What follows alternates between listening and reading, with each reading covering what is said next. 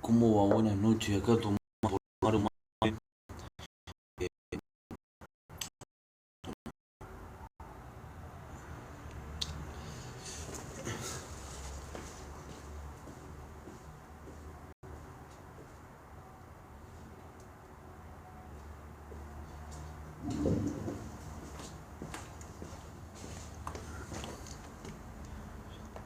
Comiste, comí pollo, no tengo mucha hambre, me comí un alfajor, pude comprar un alfajor y una gaseosa, alfajor y gaseosa compré y bueno, me compré para hacer una banda de pollo por ahí. Ahora dentro de un rato caliente el pollo porque bueno, se dicen muchas cosas. Sí, totalmente perrubi, pero uno sabe quién es uno, se pueden decir muchas cosas, ¿no? Al respecto, porque obviamente que hay gente que, digo, que está paviando, ¿no? Pero bueno, me dedico a vivir mi vida, ¿no? Prefiero comerme un rico pollo, prefiero, comer comida, tomar mate, y bueno, y de vez en cuando leer libros también, ¿no? Yo ahora estoy leyendo un libro de historia, justamente, ¿no? Me lo prestaron, ¿no? Porque me lo prestaron porque es un libro de colegio. Bueno, estoy con el tema de, qué sé yo, por ahí ahora estoy haciendo otras cosas que no hacía, como poner a leer la Biblia, leer libros en la plataforma. a- Bueno, nada, es interesante, siempre me gustó la historia. Este, digo, no, nunca sería, o sea, nunca sería, pero si yo tendría que elegir ser profesor de algo, creo que sería profesor de historia, ¿no? Obviamente que está muy lejano, pero, pero bueno, siempre me gustó la historia. Así que por ahí, ahora dentro de un rato voy a leer algo de historia. ¿Qué onda? La...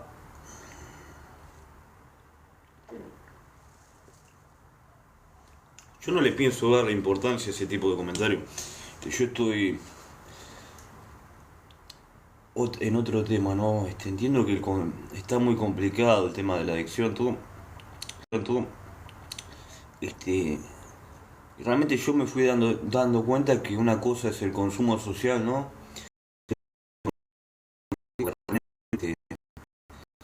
Hoy en día, digo, no estoy consumiendo, básicamente no consumo. No tengo problema de abstinencia, básicamente no consumo.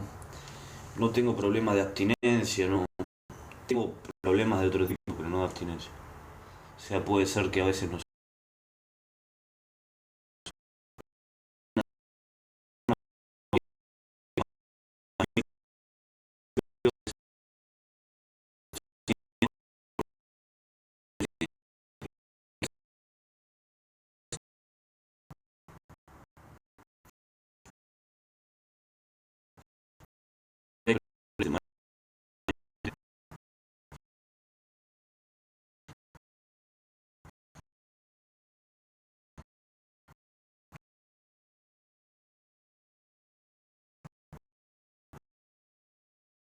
por todo mensaje de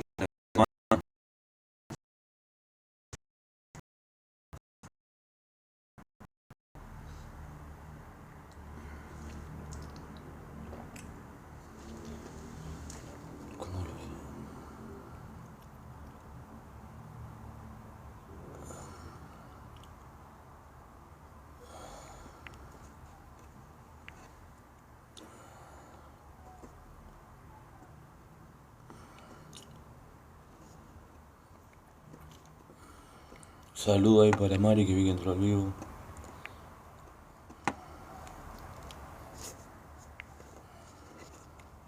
La situación económica está muy difícil, totalmente. ¿Cómo está? Bien, dentro de todo bien.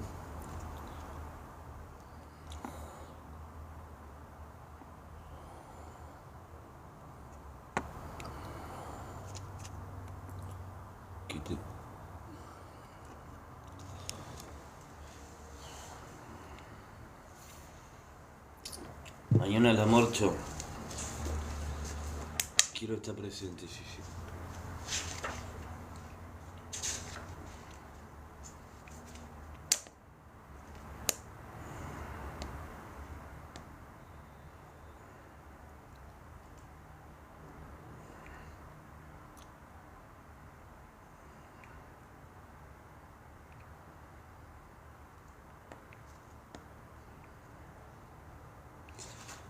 La Revolución de Mayo, voy a leer después un poco.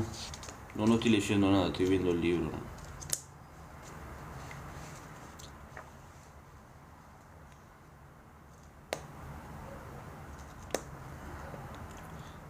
Está muy bueno este libro.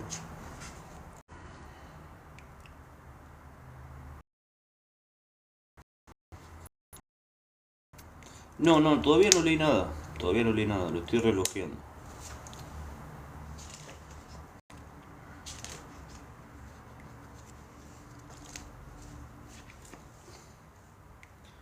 Los sectores, bueno, vamos a leer un poco la sociedad argentina frente a la dictadura. Muy interesante, ¿no? Los sectores medios y la dictadura. Vamos a leer. Voy a leer diversas.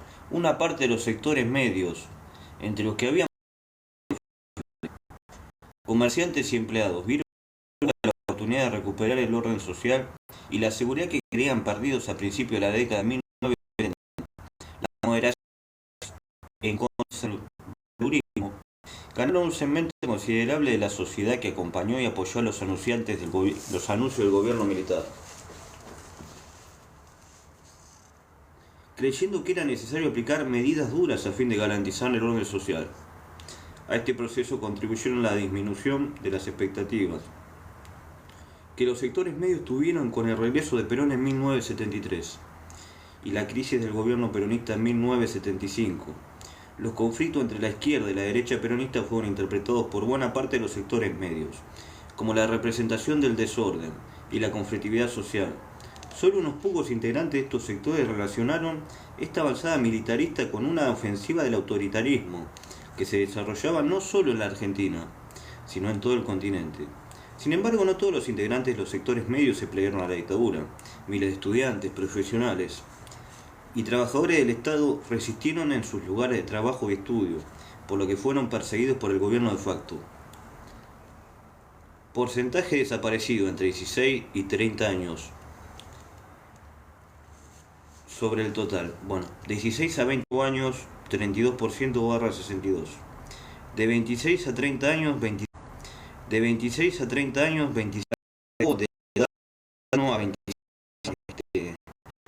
Fue la edad de un porcentaje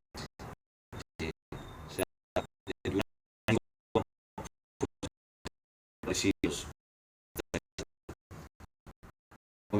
El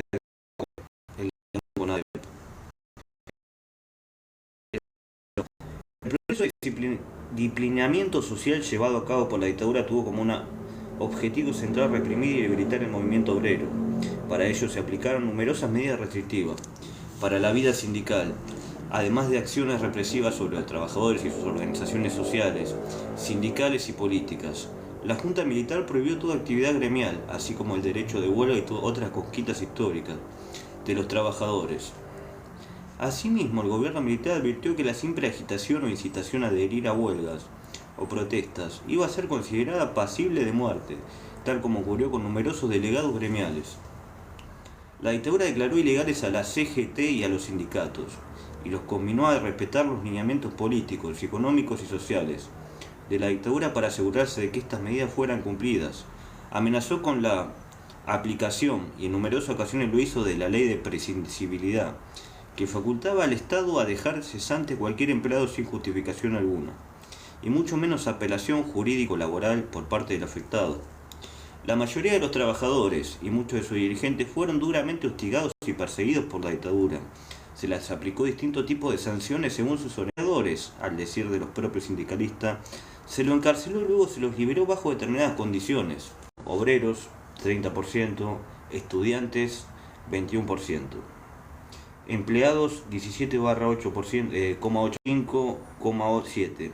Autónomos y varios 5, amas de casa 3.8, conscripto y personal subalterno de la Fuerza de Seguridad 2,5, religioso 0,3.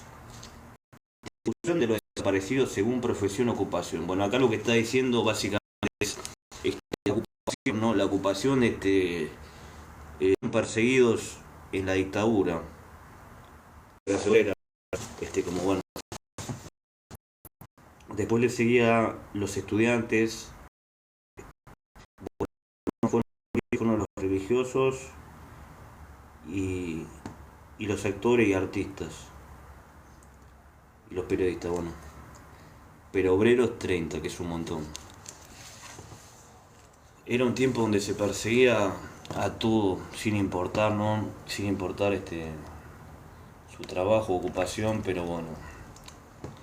Era una época muy complicada del país. No volvamos a eso, por favor. No volvamos a eso. La Iglesia frente a la dictadura. La posición de la Iglesia Católica frente a la dictadura cobra relevancia debido a la importancia que esta institución tiene para una parte considerable de la sociedad argentina.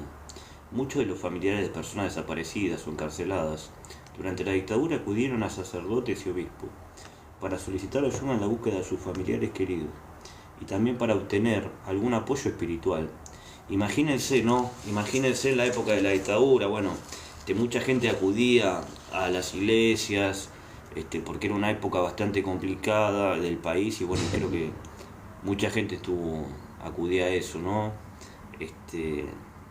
Son numerosos los testimonios de personas que recuerdan su existencia en solicitar entrevistas con miembros de la curia, a fin de expresar su desesperación y solicitar colaboración para encontrar salida de la situación penosa por la que atravesaban. Frente a estos hechos, son coincidentes los testimonios de los organismos de derechos humanos que afirman que los más altos representantes eclesiásticos no brindaron el apoyo requerido por los familiares e incluso se mostraron esquivos ante sus requisitorias y sugerencias respecto de tener una actitud más firme que enfrentara la violencia en la dictadura. La mayoría de los obispos tuvo una actitud pasiva frente al régimen militar y en muchos casos de complicidad o apoyo a los militares. Los sacerdotes castrenses vinculados a las Fuerzas Armadas no solo apoyaron a la dictadura con declaraciones públicas en las que condenaban y responsabilizaban al marxismo y a la guerrilla como generadores del caos, sino también en sus homilias públicas manifestaron que con los militares se impondría un nuevo estado de orden y autoridad. Por testimonio de numerosos detenidos durante esos años, se conocen casos de sacerdotes como Monseñor Bonamín que celebraron misas en complicidad con los militares para los detenidos en la Escuela de Mecánica de la Armada y en otros centros clandestinos de detención. La otra iglesia. Durante estos años existió un sector de la iglesia compuesto por numerosos sacerdotes que provenían de la tradición del movimiento de sacerdotes para el tercer mundo, que combatió a la dictadura con denuncias públicas y acciones de apoyo a los familiares desaparecidos. Muchos de ellos se convirtieron también en víctimas de la represión del Estado terrorista, como ocurrió con el obispo de La Rioja, Enrique Angelelli, los curas palotinos y las monjas francesas, Alice Domon y Lonier Duquet.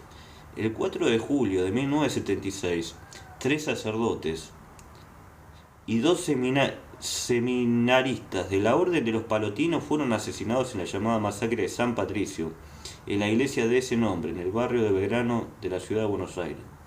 Pese a los claros indicios de que habían sido asesinados por un grupo represor ligado al gobierno militar, atribuyó el hecho a los elementos subversivos.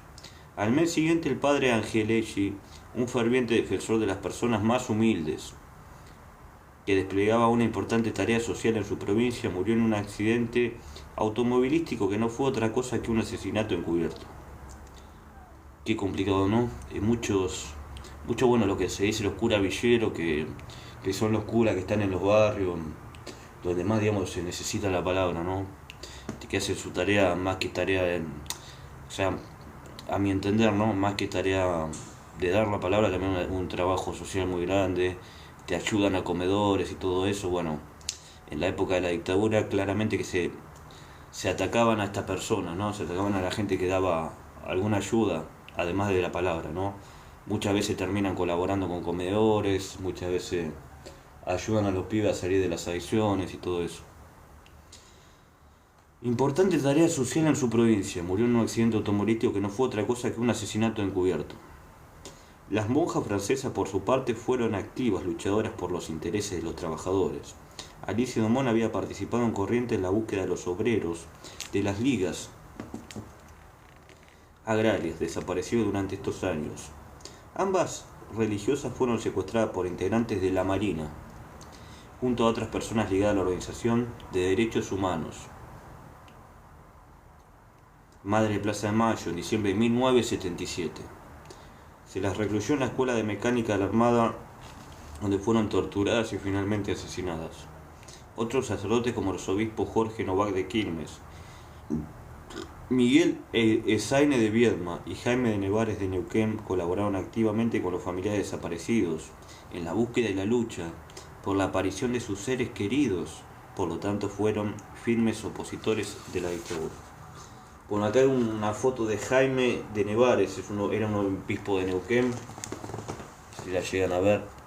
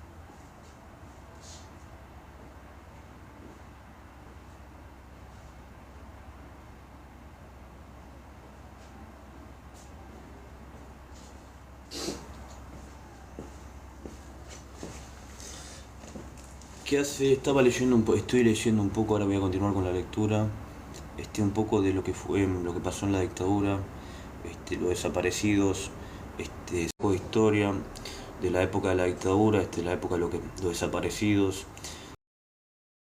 La mayoría, según fuentes muy confiables, ¿no? Porque es un libro de historia bastante interesante y que recomiendo, que bueno, es un libro que no lo creo que se puede comprar también, pero es un libro que es muy interesante, me interesa mucho. Mañana, compañeros y compañeras, todos a defender al pueblo. Yo voy a estar ahí porque no es una obligación ir y bancar, sino simplemente que es una cosa de yo me siento parte del proyecto, porque hay cosas que me siento parte del pueblo, entonces yo como soy parte del pueblo voy a estar ahí presente. Si se puede hablar con los medios de televisión, no vamos para hablar con los medios, la verdad que no, vamos para disfrutar, pero si se puede hablar con los medios de televisión, ¿no? Vamos a hablar con los medios de comunicación de los canales más fachos de todo, ahí tenemos que estar compañeros y compañeras, ahí tenemos que estar y explicar por qué vamos, por qué defendemos, porque somos del pueblo, tan simple como eso, digo, ¿no? Siempre nos viene con chicaneadas, siempre nos viene con cosas, nosotros somos gente que sabemos muchísimo y de algunas cosas, de otras cosas no sabemos nada y de otras cosas sabe otra persona, digo, nadie acá es el dueño del mundo, pero si nos juntamos y nos organizamos creo que serían más simples las cosas, ¿no? Esa es mi opinión. Esa es mi opinión.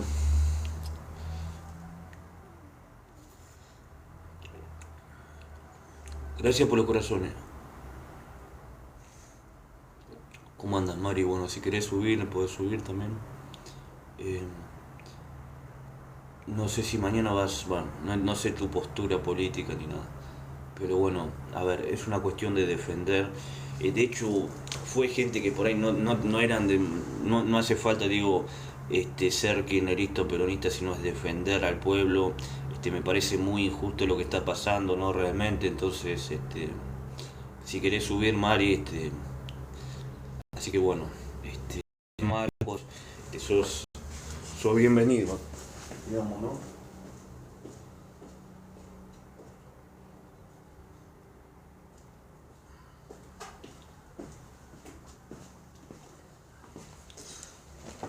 Gracias por los corazones, muchas gracias por los corazones. Sí, sí. Bueno, vamos a hablar un poco con... Gracias por los corazones.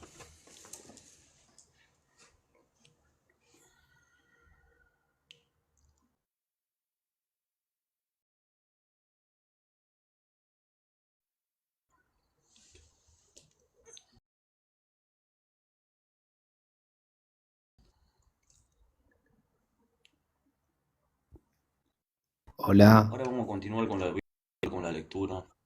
¿qué ¿Cómo va haces, Marco, compañero? Cris? ¿Todo bien? ¿Cómo estás? Bien, leyendo un poco de lo que pasó, bueno, de la historia de la dictadura, ¿no? Me parece muy interesante. Me prestaron el libro, obviamente que lo voy a devolver, no es mío. Estos libros son muy... Pero quiero ver si lo puedo conseguir, ¿no? Porque me interesa muchísimo.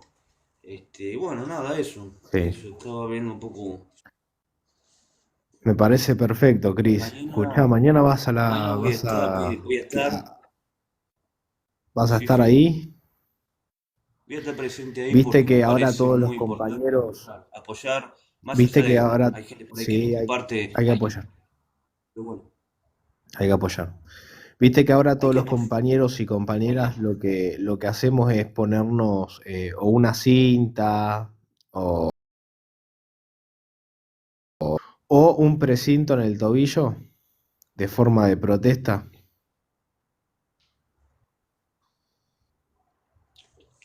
Sí, bueno, va a ver, hay muchas formas de protesta, ¿no?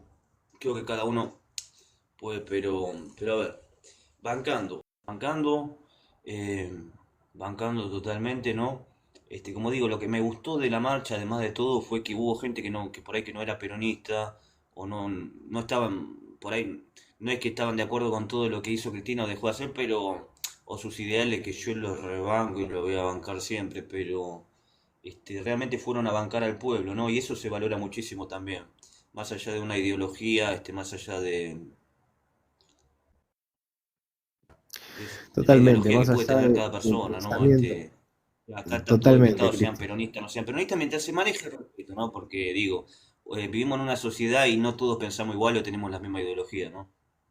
Claro. Pero tenemos que saber convivir, además, Pero todos somos del pueblo, todos pertenecemos a una como está, sociedad. esto ya no da, Nadie más ni menos que nada. pero esto ya no da para más, Cristian. Esto ya no da para más igual.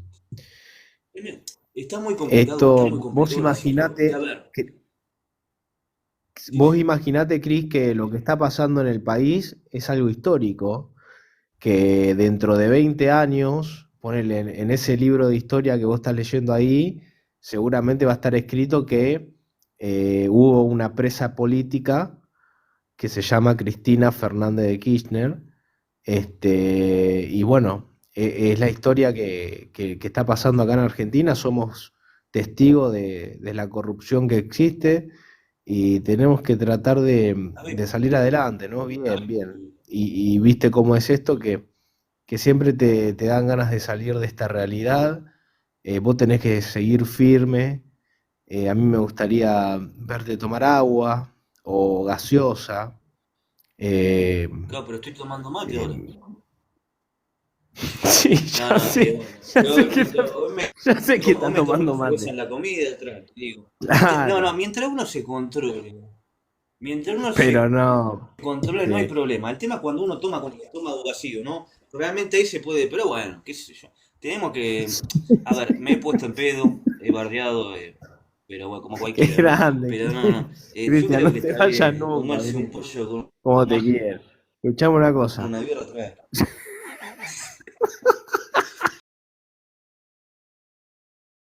Más allá del consumo de alcohol, también es, o sea, yo imagínate, no es lo mismo estar en pedo bien que estar en pedo mal, ¿no? Yo por ahí tomaba y me Pero dejaba es llevar por estar en boludeces que pedo, decían y Cris. me encascaba y prendía vivo y decía estupideces. O me decía, bueno, ok, Sí, yo ya pasó ahora eso, ya tomo está. algo, tomo y es Cambiamos la diferente el página mambo. ahora. Ya está. Ahora ya cambiamos la página, Claro, ya claro. yo te veo bastante bien. Igual con el frío no da mucha ganas de caviar, va, por lo menos a mí no me da mucha ganas de caviar. Pero bueno, No, no, no. No, no, no. Sí, bueno, tampoco voy a incentivar, ¿viste? A lo mejor un café al coñac, una petaquita, algo ahí. Claro, ¿no? Un poquitito, y tranquilo. Una petaquita, sí. Una Sí, bueno, pero cerveza, hay que manejarse, viste, digo. para fría. Claro, Mañana, no, ¿sabes o cuántos si no, compañeros y tomar cuando uno compañeras van a tiene ir con una sueño, ¿no? petaquita? Porque si, yo para irme a dormir, por ahí, un vaso de vino, un vaso de vino, no un vaso de vino, no un, con un poquito de carne, es lo más rico del mundo, gente, no sean hipócritas, por favor, les pido. No a la hipocresía. Es lo Claro, más lindo del mundo, el tema es controlarse y que termine ahí. Y digo, claro. nosotros tenemos El que tema es cuando no controlar, puede ser que tenemos. yo no me controle un vaso de vino o una bolsa de merca, ¿no? Claramente que no nos tiene que controlar la adicción. Pero si ya nos vamos de un mambo al otro, obviamente que vamos a entrar en una adicción. Claro. Pero bueno, Por eso digo, nosotros, hay que manejarse. Es Cris, decir, Cris, yo puedo tomar nosotros, vino, porque hay gente que prohíbe, dice, no, no le después. ¿sabes lo que pasa, Cris? Lo que Que hacen, lo que nosotros, hacen, Cris, sí, es generar eso, obvio, para regular la sangre. obvio. Y yo creo que mientras sea controlado, ¿cuál sería el problema? ¿Sabes lo Pero que bueno, pasa, Cris? Cris, ¿me escuchás? Nosotros que tenemos ese disparador, o sea, el alcohol lo que hace es ser un disparador a tener ganas de consumir otros tipos de sustancias. Por eso tenemos que tratar de no consumir alcohol. claro, yo pienso que depende mucho de la personalidad. Hay gente Mm. que está todo el tiempo, digo, fumando marihuana, por ejemplo, ¿no? Yo me puedo fumar un porro cada Sí, 5 años y posta que sí. Y como que no tengo adicción a eso, pero hay gente que ya lo incorpora como a la personalidad. Y eso es una careteada. Porque muchos dicen, yo soy yo, cuando como que se sienten mejor por consumir o se sienten más reales. Cuando uno es como, uno se tiene que levantar careta, tomarse unos mates y ese sos vos. Digo, no, no, está bien, a digo, mí de me, vez en cuando te fumás un acá porro, dicen que tomás un soy novio vino, de pero Villarruel y no es así. Yo no yo soy creo novio de que el Villarruel. verdadero Cristian, bueno, todo Soy novio depende, de que Micheli. tengas una buena noche. Bueno, Vamos a ver si Cris, quiere nos subir vemos. Mari también. Un abrazo, papá. Un Después abrazo. estamos hablando. Dale, dale, nos vemos.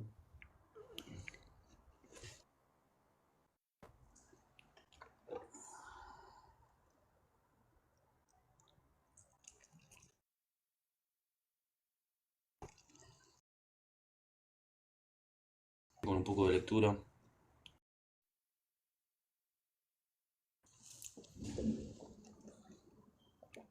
No, no, no, yo no corto a nadie, gente.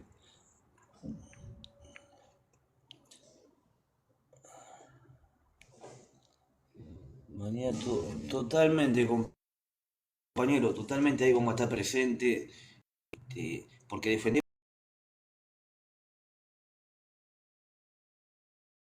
con el libro de historia en la mano.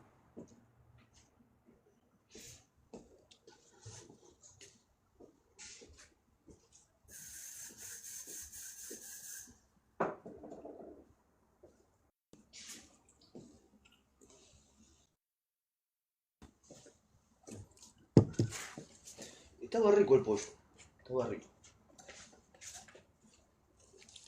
Voy a seguir con la lectura que está interesante. Las pequeñas y medianas empresas. En los primeros años del golpe, la política de las alianzas de la dictadura con los empresarios intentó sumar también a la llamada burguesía nacional. Este sector volvió a repetir su comportamiento histórico desde 1955, al plegarse al nuevo régimen político. En cambio, los pequeños y medianos empresarios fueron el sector de la producción más afectado por las políticas económicas de la dictadura, que se hicieron sentir tanto en la actividad productiva como la persecución y las prohibiciones de sus organizaciones gremiales. Frente a esta situación, hacia fines de 1978, algunos sectores de los pequeños empresarios y cooperativas comenzaron a hacer oír su voz.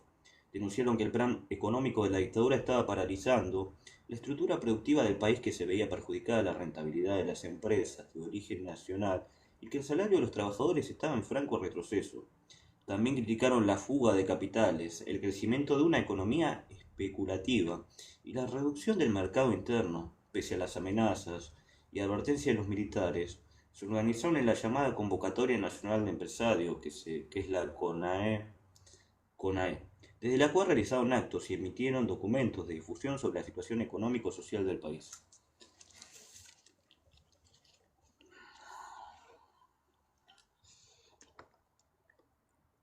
La desestructuración de la producción industrial y sus efectos sociales. Hacia fines de 1980, bueno, acá está la foto de uno de los mayores HDP de Videla,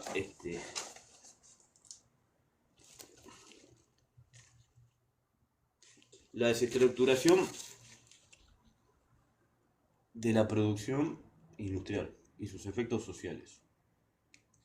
Hacia fines de 1980, las contradicciones dentro del bloque capitalista comenzaron a expresar signos de fragmentación, la sobrevalorización financiera por sobre las actividades industriales generó progresivamente un proceso de dispersión de los intereses productivos. En un acto realizado el 2 de septiembre, Día de la Industria, el interventor de la UIA, Eduardo Kenford, formuló críticas a las políticas de Martínez de Oz y reclamó mayor apoyo al sector industrial. Estas críticas fueron parte de un proceso de quiebre y distanciamiento del sector industrial de la Alianza, que sostuvo inicialmente al régimen de 1976. Según el investigador Carlos Acuña, entre 1975 y 1982, la caída del Producto Industrial fue de un 20% y la ocupación del personal de producción se redujo en un 35%. 1.000 personas. Por su parte, los niveles de inversión en equipos durables de la producción disminuyeron considerablemente y la participación de los asalariados de los ingresos cayó del 49% en 1975 al 32,5% en 1982. Esta tendencia confirma la destructuración del sector productivo industrial y los efectos sociales que trajo aparejada la fragmentación del mercado laboral, con el incremento de manera indirecta del cuentapropismo, el trabajo precario y la desocupación progresiva. Este proceso fue la cara económica del disciplinamiento social de los grupos productivos y la clase obrera industrial.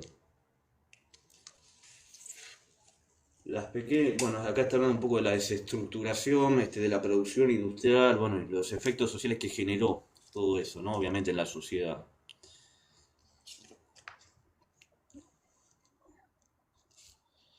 El gobierno de Viola y la crisis económica. A pesar de los intentos de realizar cambios y de cierta apertura política, la presidencia de Viola estuvo asignada por la crisis económica iniciada en 1980 y por el creciente deterioro de la dictadura frente al conjunto de la sociedad. La crisis económica continuó sobre todo a partir del quiebre del sector financiero y el notable aumento del endeudamiento externo, llevado a cabo para rescatar a los grupos y entidades financieras afectadas por la inestabilidad económica. Pese a esta situación, el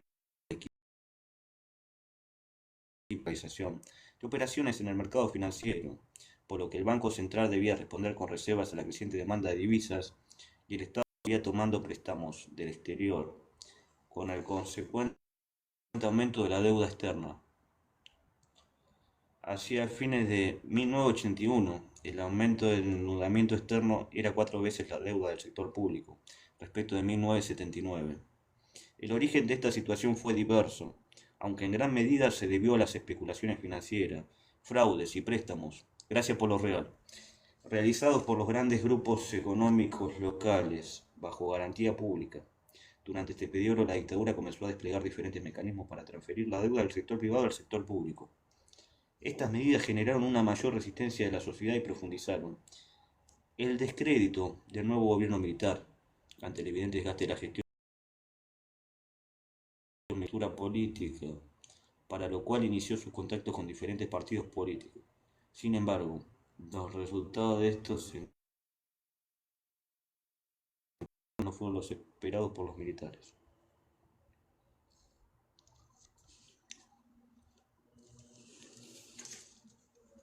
Bueno, voy a seguir un poco la de todo. ¿Cómo anda la gente? Bueno, el saludo ahí para toda la gente que está entrando. Estamos leyendo un poco de lo que pasó en la dictadura, un poco de historia argentina, que es algo que bueno, que a mí me interesa, no sé, me interesa muchísimo. la multipartidaria, el partido militar y la crisis política. En 1981, el Partido Justicialista, la Unión Cívica Radical, la Democracia Cristiana, el Partido Intransigente y el Movimiento de Integración y Desarrollo crearon una alianza política denominada la multipartidaria.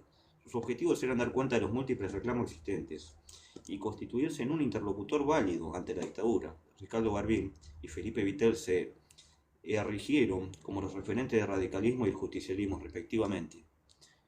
Por su parte, en este nuevo marco político, algunos sectores militares, como el conducido por el almirante Emiliano Macera, quien creó el Partido para la Democracia Social, PDS, pretendían organizar un movimiento de opinión nacional que los representara. Para sumar gestos a la etapa de apertura política, el gobierno de Viola liberó a la expresidente María Martínez de Perón, detenida por los militares desde el 24 de marzo de 1976. Sin embargo, estos intentos de promover medidas de diálogo político no satisfacieron a una parte de los integrantes de las Fuerzas Armadas, quienes consideraban que estas decisiones presentaban cierto riesgo para el régimen. Esta situación generó mayores controversias dentro del poder militar, y sumadas al ascendente proceso de resistencia social terminaron provocando una crisis política, que tuvo como consecuencia la renuncia de Viola y la elección del general Leopoldo Fortunato Galtieri como presidente provisional. Con una reunión de la multipartidaria. Son fotos viejas, obviamente, del año del pedo, pero bueno. Es muy importante saber la historia. Me encanta.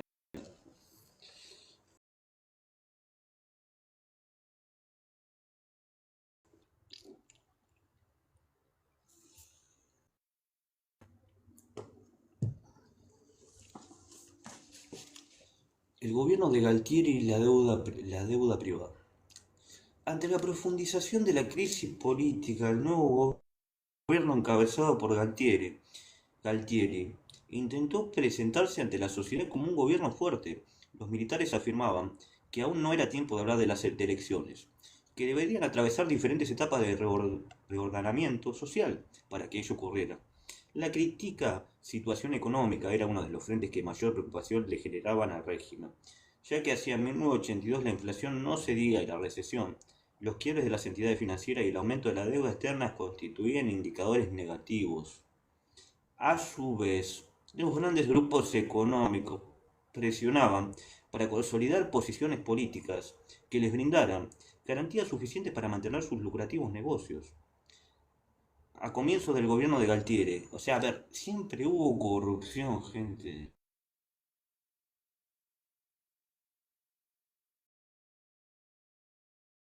Toda la corrupción. Corrupción hay en todos lados, partamos de la base que corrupción hay en todos lados. Pero ¿qué pasa? Hay políticas que ayudan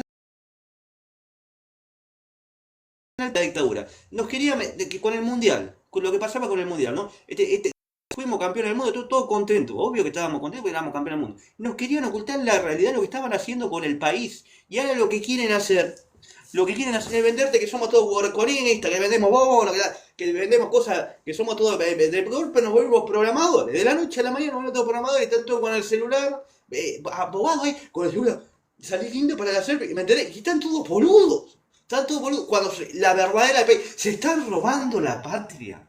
Se está robando. Mañana todo, lo quiero ver ahí, compañera, todo ahí, por favor, todo el mundo ahí, todo el mundo bancando a Cristina, todo el mundo bancando al pueblo, ¿ok? Podés tener tu diferencia con Cristina, con el peronismo, con quien carajo quieras, pero mañana sos argentinos y tenés que estar presente. Sos argentino y tenés que estar presente. Bueno, vamos a seguir con la lectura. El deporte y la política.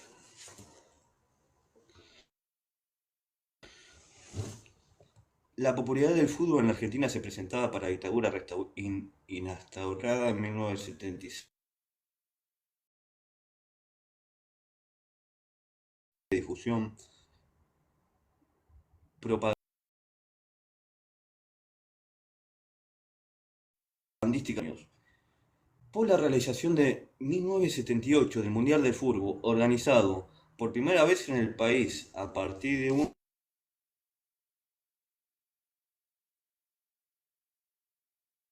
una decisión tomada con anterioridad por la Federación Internacional de Fútbol, la FIFA, y la Asociación del Fútbol Argentino, AFA.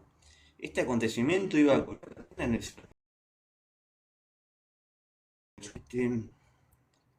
al mundo sus intenciones políticas y a las críticas que se realizaban por las violaciones,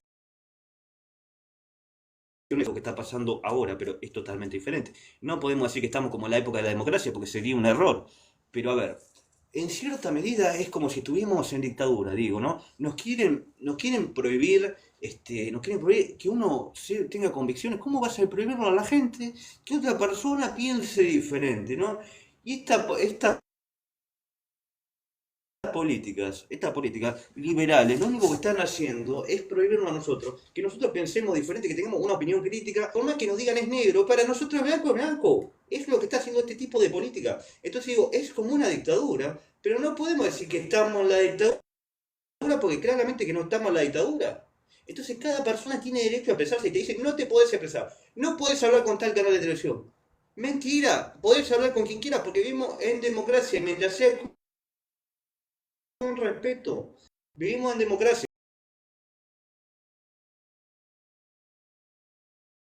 Y finalmente consagró a la selección nacional como campeona del mundo por primera vez en su historia. Fue un acontecimiento tenido por la situación con sus propios logros. En ese momento de victoria deportiva convivían dos situaciones en la Argentina. Los festejos por el campeonato que, dada la popularidad de esta actividad deportiva, se extendieron por todo el país, y los momentos de mayor represión sobre buena parte de la sociedad. La euforia en la cancha de River Plate, en el barrio de Núñez, la capital federal, donde se realizó la final, contrastaba con la tragedia que se vivía en la escuela de mecánica de la Armada, situada a pocas cuadras de ese estadio. Numerosos testimonios de detenidos en ese centro clandestino describen con desgarradores relatos el contraste entre euforia y dolor que se vivió en ese lugar. El Mundial fue un extraordinario negocio para las grandes empresas y a la vez tuvo un elevado costo para el Estado Nacional. La Argentina debió gastar unos 517 millones de dólares, 400 más que los pagados por España en la siguiente celebración de este acontecimiento deportivo en 1982. Los responsables de la gestión de este evento encabezado por el contraalmirante Lacoste. Tenía Lacoste, bueno. ¿Cómo anda Lacoste? Bueno, un poquito de humor. Un poquito de... Lacoste, mira vos.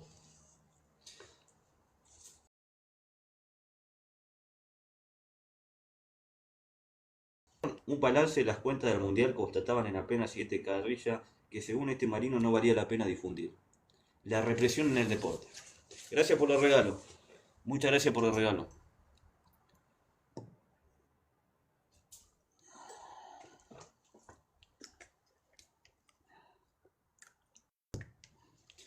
Gracias a la gente que comparte el live. La represión en el deporte. El deporte, como muchas otras actividades laborales y profesionales, no fue la excepción para las políticas represivas. Prueba de ello son los numerosos deportistas víctimas del Estado terrorista. Gracias por los osos. Gracias por el regalo. Víctimas del Estado terrorista. Según estudios realizados por especialistas en deporte, contrariamente a lo que podría penarse, no fue el fútbol, sino el rugby, el deporte con mayor número de desaparecidos durante la dictadura militar. En el libro Deportes, Desaparecidos y Dictadura, escrito en 2006 por el periodista Gustavo Veiga, se describe la historia de casi una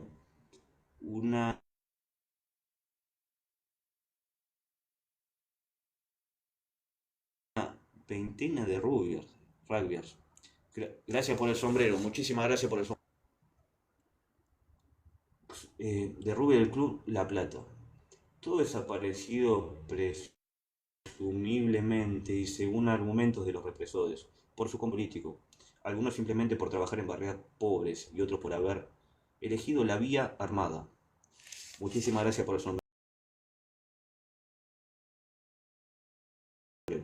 Que desapareció en enero de 1978, secuestrado de su casa en la ciudad de Buenos Aires, poco días después de haber participó en la tradicional maratón de San Silvestre en Brasil.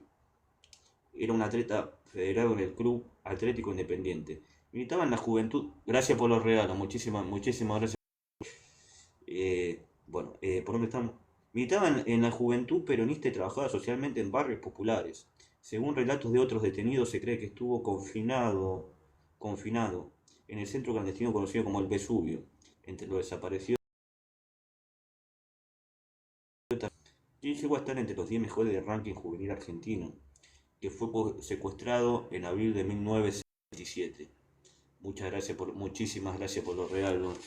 Muchísimas gracias por los regalos. Muchísimas gracias por los regalos.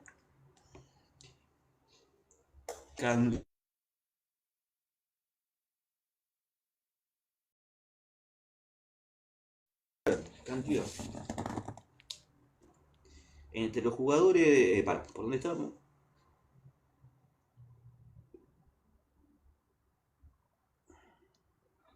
Otra víctima de la represión fue el atleta Miguel Sánchez, de 25 años de edad, que desapareció en enero de 1978. Secuestrado de su casa en la ciudad de Buenos Aires, pocos días después de haber participado en la tradicional maratón de San Silvestre, Brasil. Esto ya lo leí. Entre los jugadores de fútbol también hubo secuestrado y desaparecido. El futbolista Carlos Alberto Rivada fue secuestrado en febrero de 1977. Apenas horas después de jugar para Huracán de Tres Arroyos. Más suerte tuvo su colega, Claudio Tamburrini, que era un arquero suplemente del Club Almagro cuando fue secuestrado el 23 de noviembre de 1977. Tamburini, hoy filósofo en Gotemburgo, Suecia, escapó de su prisión el 24 de marzo de 1978, como lo cuenta en su libro Pase Libre, la fuga de la mansión Seré, llevado al cine por Adrián Caetano bajo el nombre de Crónica de una fuga. A diferencia de Tamburrini y otros deportistas víctimas de la dictadura, Claudio el Gato Andrada, quien llegó a ser arquero de la selección nacional, fue acusado por numerosos organismos de derechos militar. Mientras te pintaban el mundo de rosa, ¿no? Mientras era toda alegría, mientras ganamos el mundial, ¿no? Que como argentino me siento orgulloso, pero a ver, nos estaban tapando una realidad que estaba pasando con el país, que realmente fue y hasta el día de hoy y siempre va a ser complicado, porque pueden pasar 500.000 años y siempre vamos a acordarnos por la historia. La historia no es solamente algo lindo. Digo, tenemos que saber lo malo, pero en la historia pasaron muchas cosas malas y no es solamente algo lindo, también hay cosas malas. Bueno.